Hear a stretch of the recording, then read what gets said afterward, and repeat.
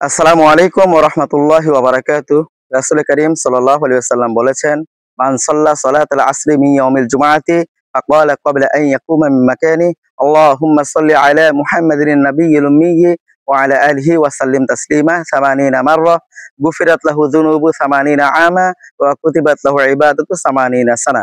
রাসূল কারীম সাল্লাল্লাহু আলাইহি ওয়াসাল্লাম বলেছেন, যে ব্যক্তি জুমার দিন আসরের নামাজের পর সেই স্থান থেকে ওঠার পূর্বে নির্দিষ্ট একটি দরুদ শরীফ ৮০ বার পাঠ করবে, আল্লাহ পাক রব্বুল আলামিন তার ৮০ বছরের সগীরা গুনাহ মাফ করে দিবেন এবং ৮০ বছর নফল ইবাদতের যে সওয়াব তার আমলনামায় দান করবেন।